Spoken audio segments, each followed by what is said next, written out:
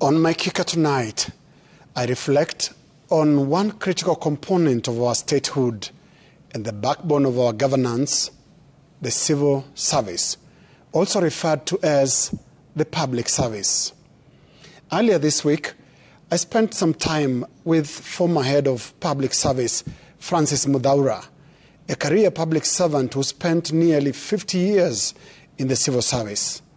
Muthaura has just penned his memoirs and joined some of his predecessors, such as Duncan Ndegwa and the late Jeremiah Kiereini, who have shared their experiences through books.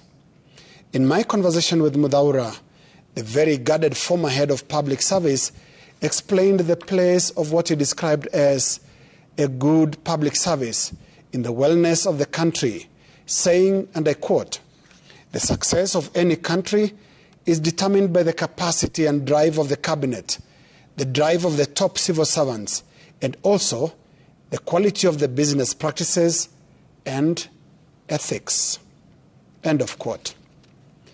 When I invited Muthaura to comment on concerns about appointment of politicians to what was traditionally career civil service positions like permanent secretary, now renamed principal secretary, but the career administrators responded diplomatically about the appointments being entirely dependent on the capacity rather than the background of the appointees. But listening to Muthaura and reading from the Kiereinis, Duncan Ndegwas and others left me in no doubt that the discussion on the quality of civil service appointments must always be had, and so robustly, by Kenyans. The civil service is the core of our national body, the skeleton and frame upon which our statehood rests.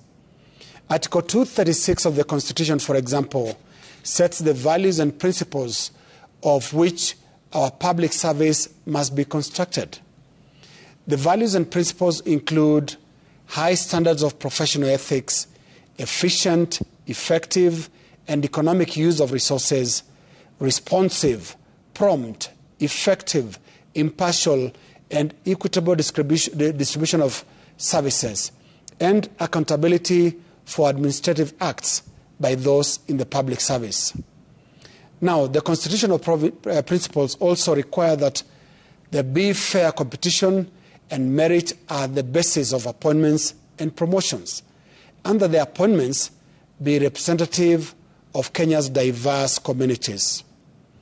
The values and principles in the Constitution certainly sound noble, but how much of that is reflected in today's public service reality?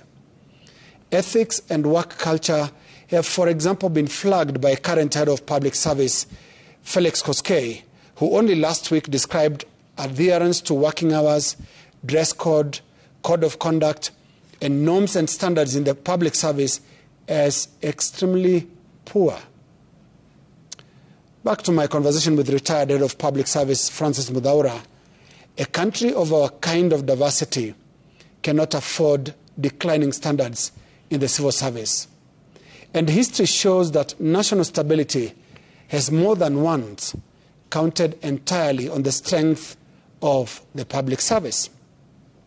The place of a good, professional, ethical, and well-functioning public service in Kenya is therefore not in question. That is my kicker.